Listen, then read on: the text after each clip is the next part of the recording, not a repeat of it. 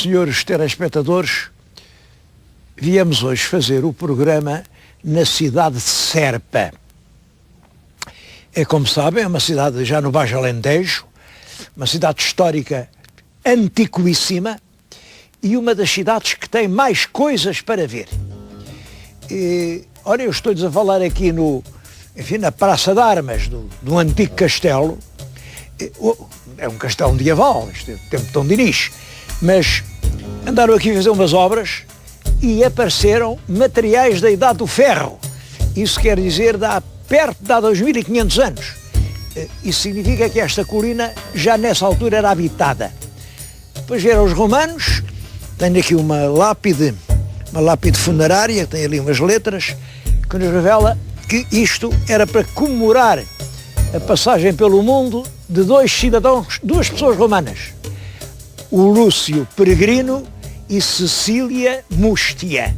São os nomes que estão aqui escritos em baixo. Esta pedra estava engastada já na alvenaria das muralhas, quer dizer, as muralhas e as torres que agora se vêem já são construídas por materiais vindos da época romana. Por isso mesmo acho muito bem, que aqui no edifício dentro do castelo se instalou um museu arqueológico, museu que tem vestígios muito mais antigos do que a época romana ou mesmo a Idade do Ferro. Vamos só dar uma olhada lá dentro. Vale a pena vir aqui com mais tempo do que eu hoje venho, mas isto dá uma ideia da grande riqueza de materiais arqueológicos ao longo do rio Guadiana. Eu insisto muito nisto, para perceber quer a pré-história, quer mesmo a história antiga de Portugal, é muito importante pensar nos rios. Aliás, julgo que esta Serpa é um presente do Guadiana. É uma colina muito defensável, uma colina que fica praticamente daqui ao curso do Guadiana agora são 5 km, mas como sabem, desde a pré-história para cá, nas planícies, os rios evoluíram muito no seu curso e não sei onde ficaria. Mas não ficaria muito mais perto, porque as acrópoles antigas nunca ficavam muito junto das estradas naturais, que eram os rios, isto por razões de defesa. Isto só para lhes dizer que Serpa tem raízes com milhares de anos. E hoje tem testemunhos curiosos. Eu vou-lhes mostrar lá embaixo um palácio do século XVI, vamos vê-lo agora.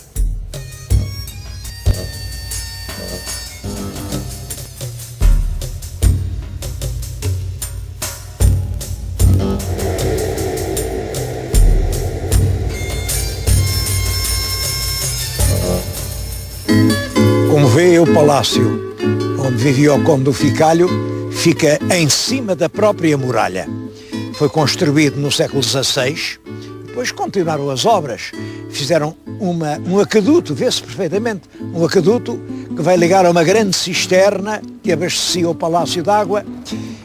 No interior, o palácio é um verdadeiro museu. Tem, por exemplo, muitas aguarelas pintadas pelo rei Dom Carlos, que as ofereceu ao Conde do Ficalho, de quem era grande amigo. Este Conde do Ficalho era um homem notável sob muitos aspectos. Era, por exemplo, um grande historiador. Há 2 livros, que é o Garcia da Horta e o Seu Tempo, e é a Viagem de Pedro da Covilhã. Quer um, quer outro desses livros são dos mais notáveis que se escreveram no nosso século XIX, porque em Portugal, geralmente um livro faz assim. Vai-se ver o que os outros disseram e depois a gente diz a mesma coisa por outras palavras, mas realmente já estava dito. Ora, o Conde do Ficalho não fez assim. Toda a investigação e tudo o que nós hoje sabemos sobre a grande viagem do Pedro da Covilhã, que foi até à Índia antes da viagem de Vasco da Gama, tudo o que sabemos devemos-lo ao Conde do Ficalho. Tudo o que sabemos sobre a vida do grande Garcia da Horta, sobre o saber do seu tempo, sobre toda a sua época, tudo isso se deve ao Conde do Ficalho. É, portanto, realmente uma grande figura da nossa cultura e realmente desta cidade, embora ele não tenha nascido aqui. mas era aqui que ele estava mais ligado. E ele adorava esta terra, ao ponto, olhem, aparecia aqui vestido com um chapéu de aba larga, como se fosse um alentejano de gema, com um capote alentejana, botas cardadas. Um dia o chefe da estação viu sair aquele alentejano e ia dizer, leva isto para aqui, leva para ali.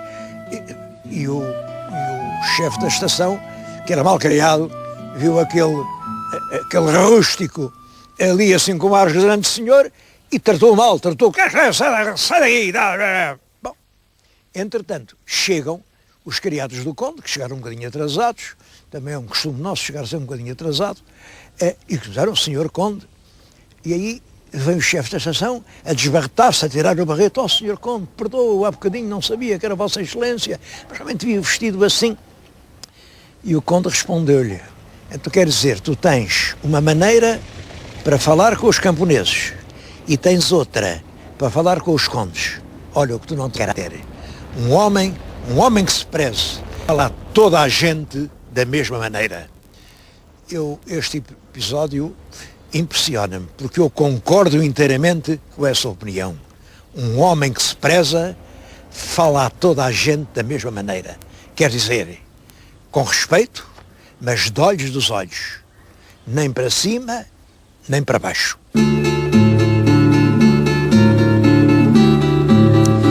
Serpa é a cidade desde há relativamente pouco tempo, creio que desde há 2 anos. Bom, eu devo dizer que Serpa não precisava do título de cidade para nada. Era uma vila muito notável, das mais notáveis vilas do Alentejo, por todas as razões. Até ao século XX, pode-se dizer, era a capital de uma região agrícola privilegiada, uma extraordinária região. Trigo, gado, o leite, um pão magnífico, tudo isso, a cabeça era Serpa. Depois, os monumentos. Eu mostrei-lhes o castelo, mostrei-lhes o palácio, mas há aqui inúmeros templos interiores, trechos do centro histórico, de um pitoresco imenso. Portanto, não precisava do título para nada. Portanto, o título de cidade não veio fazer mal a Serpa, mas também não veio acrescentar-lhe a dignidade. Um dos grandes títulos de Serpa era ser pátria de gente muito inteligente. Muito inteligente. Conheço uma notícia, ou é dos fins do século XVI, ou princípios do século XVII, que registra isto. Nessa altura, Portugal teria uma dúzia de bispos. Pois bem, os bispos, como sabem, nessa época, só as pessoas mais escolhidas, mais espertinhas, é que iam estudar para os seminários. Bom, e depois saíam dos seminários só os que eram mesmo capazes de aprender o latim e a teologia, só os que já eram bons. E depois, dentre milhares de padres, lá se escolhia um para bispo da diocese. Isto para lhes dizer que realmente os bispos representavam a nata cultural e intelectual do país. Pois bem, da dúzia de bispos que havia em Portugal, 5 eram naturais de Serpa. Isto realmente impressiona sem dúvida. E visto que estou a falar de pessoas ilustres de Serpa, queria fazer uma referência muito especial a um cuja estátua está na minha frente. Era o abade Correia da Serra. Ele nasceu aqui, nasceu em 1751. Ele nasce realmente na época em que vai se iniciar o reinado de Dom João V.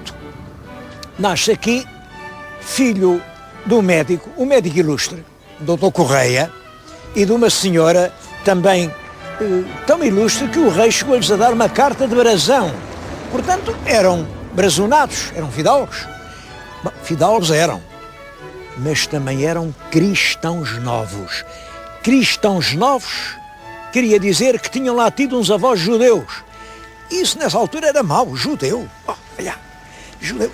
A verdade é que ainda eram perseguidos várias pessoas da família, avós e tios-avós, do Abade Correia da Serra estiveram presos na Inquisição, aos processos, e, portanto, há ali uma altura, quando o Correia da Serra ainda era muito pequenino, tinha 2 ou 3 anos, o pai dele julgou-se em risco, andavam aí com umas investigações, e ele, à cautela, pegou na mulher e no filho e saiu daqui e foi para a Itália. Portanto, a criança praticamente nem conhecia Serpa, foi criado em Roma, esteve muito tempo em Roma, depois de Roma foi para Nápoles, viveu também muito tempo em Nápoles. O pai exerceu lá a medicina e, como era um excelente médico, pôde dar uma boa educação ao filho. E lá está, enfim, até que, quando ele tem 26 anos, conheceu lá um grande fidalgo português, o Duque de Lafões.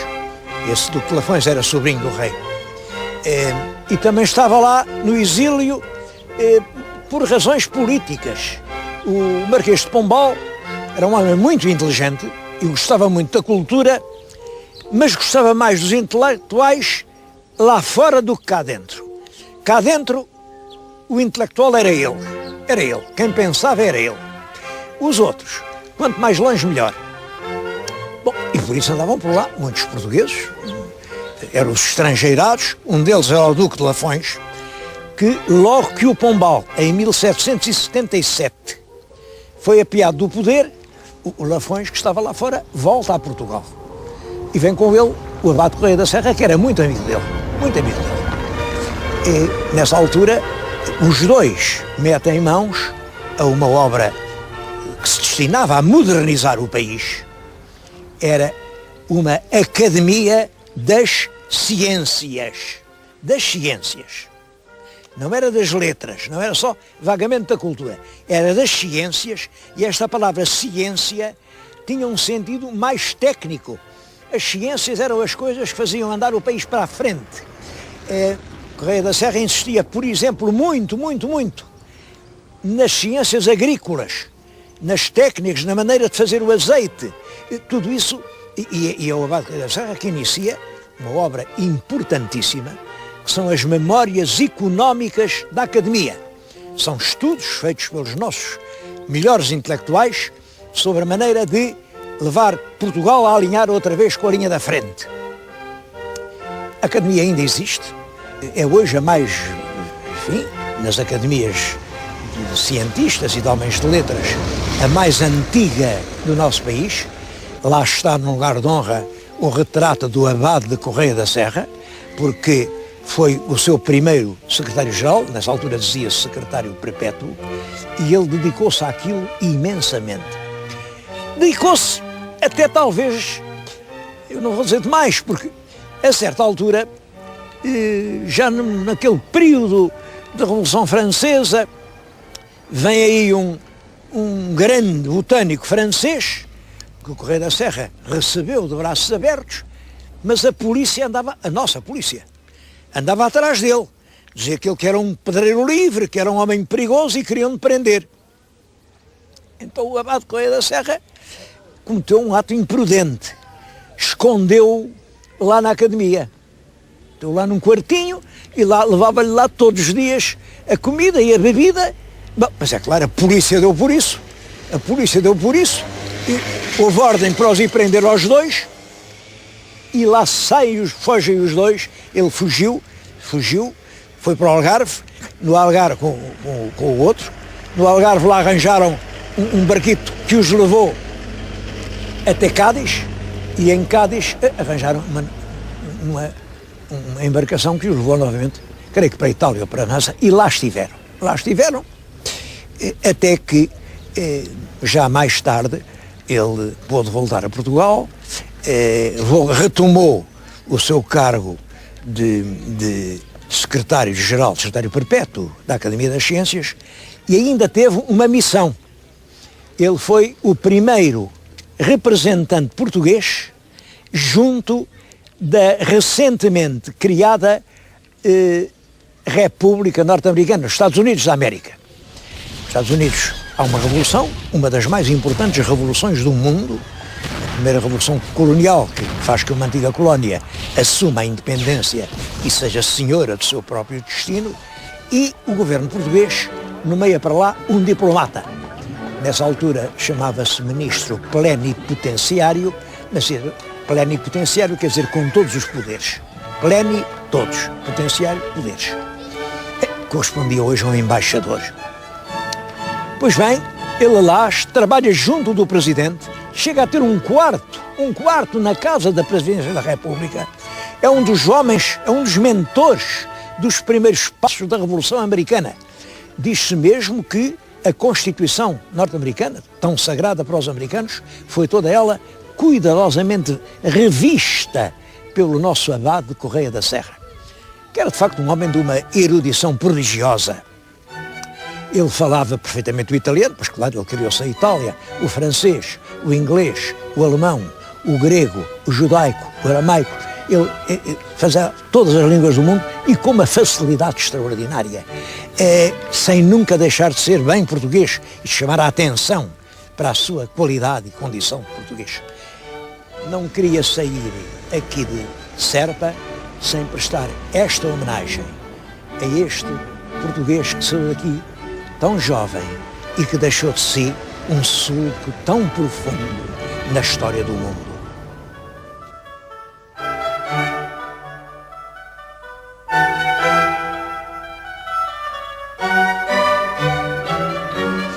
O encanto de Serpa descobre-se aqui nestas ruas do centro histórico. Vale a pena visitá-las todas. Eu agora estou numa praça que é a Praça da República. Antes de chamar Praça da República, chamava-se Conselheiro Zé Luciano, que era o chefe do governo. Antes de chamar Praça do Conselheiro Zé Luciano, era a Praça do Município, e é o município que estão a ver ao fundo. Isto é hoje realmente o coração cívico da cidade. A cidade tem cerca de 6 mil habitantes, o concelho cerca de 16 mil, e o concelho desceu, não muito, mas desceu, no último censo. Isto acontece por todo o país. Os concelhos em que a atividade económica fundamental era a agricultura estão a despovoar-se, porque é claro, o salário agrícola não pode competir com o salário industrial. Isso é um facto. Portanto, ninguém pense que vamos outra vez lavrar as terras e semear um milho e colher as... Isso é completamente impossível. A época da agricultura passou. E talvez por isso eu tenho encontrado, andei por aqui, falei com gente nova, estive nesses cafés, gente a lamentar que aqui não há emprego, que a gente nova quando acaba os cursos tem que se ir embora, que já não há lugares para ninguém, que é uma terra pobre. Bom, e isto suscita-me um comentário. Uma terra tão rica não tem o direito de ser pobre. Eu bem sei que as matérias-primas da agricultura baixaram de preços. Simplesmente. O que se pode fazer com essas matérias-primas está constantemente a subir de preço. Esses produtos já feitos com muito talento, muita arte, muita técnica, a partir da matéria-prima agrícola, tem que ser a reconversão das regiões onde outrora era o amanho da terra o único pão que se comia. Penso que o caminho tem que ser por aí, porque isso está a acontecer aqui no concelho, está a acontecer. Há muitas riquezas, vamos visitar algumas.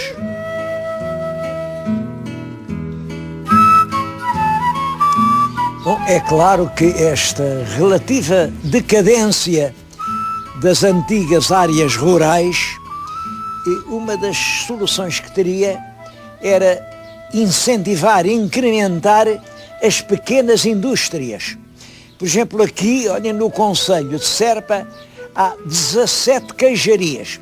Até o nome que lhe dão não é queijarias, chamam-lhes rouparias. Não sei porquê, mas parece que no fabrico do queijo artesanal se usa muito roupa, muito tecido. Bom, 17. Eu vim aqui junto de uma delas, escolhi ao acaso, vim a Brinches, é uma queijaria que fabrica aquele magnífico queijo de Serpa. Devo dizer, o queijo de Serpa era há alguns anos um dos melhores queijos que havia em Portugal. até se discutia qual é o melhor, é o da Serra da Estrela ou é o de Serpa. Eu vi aqui há uns anos, havia uma grande fábrica, milhares e milhares de queijos que iam para todo o mundo. Agora já não há fábrica, mas há estes pequenos trabalhos que são semidomésticos. Aqui trabalha o dono da casa, trabalha a esposa do dono da casa, não sei se trabalha algum filho, algum sobrinho. De qualquer maneira, produzem um queijo excelente. E há mais de 17 estabelecimentos destes. Bom, e não há só de queijo, não há só de queijo. Também há padarias excelentes. E não há só padarias, há olarias. Bom, estes pequenos ofícios podem ocupar milhares de pessoas. E talvez aí esteja, numa política de incitamento, até de apoio material às pequenas atividades domésticas, uma forma de travar esta fuga dos campos, esta sombra que parece que está a cair sobre as cidades do interior. Já Portugal não é só litoral, também é fronteira. E justamente as terras da fronteira têm que ser revitalizadas.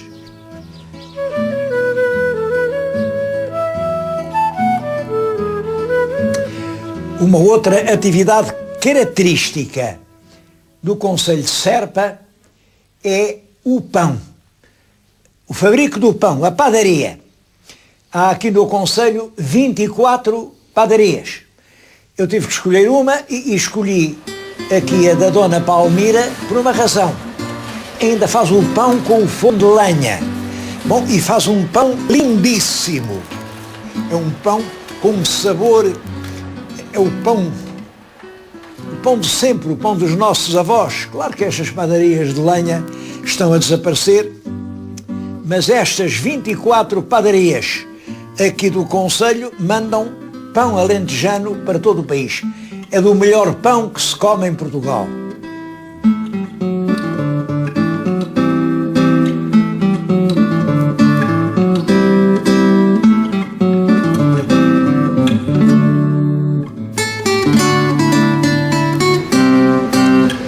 Uma outra grande riqueza do concelho de Serpa, o azeite.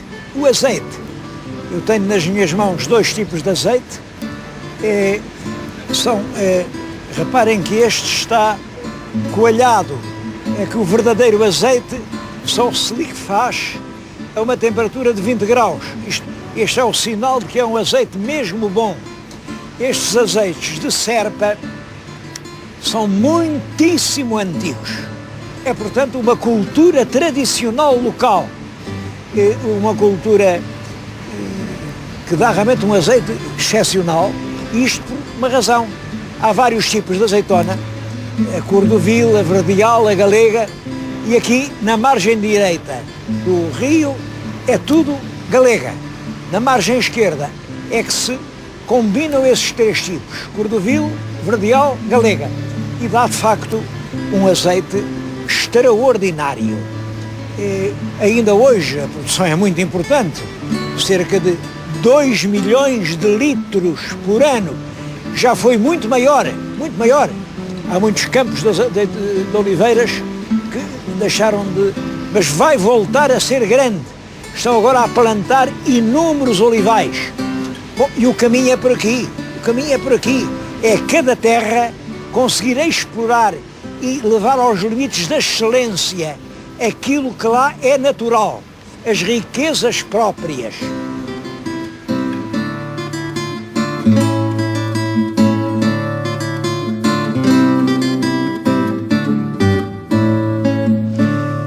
Falei no queijo, falei no pão, falei no azeite, mas ficava em dívida se não falasse numa outra riqueza do concelho, o vinho. O vinho. Eu estou agora aqui numa povoação, Pias. Aliás, toda a gente acho que já ouviu a cantiga Lá vai Serpa, lá vai Moura e Pias fica no meio. Bom, pois aqui em Pias estão-se a produzir dos melhores vinhos que há em Portugal. Só esta empresa produz cerca de 1 milhão de litros de vinho. Bom, e de um vinho extraordinário. E 1 milhão de litros é muito em Portugal. Estou a insistir nisto para dizer que o futuro destes vastos campos alentejanos, que pouco a pouco estão a ser abandonados, onde já não há lugar para a gente jovem, o futuro está nisto. Está nas riquezas locais, riquezas que são de facto preciosas, são únicas no país e algumas delas, não sei se únicas, mas pelo menos raras do mundo. Eu acho que quem tem tesouros destes não tem o direito de empobrecer.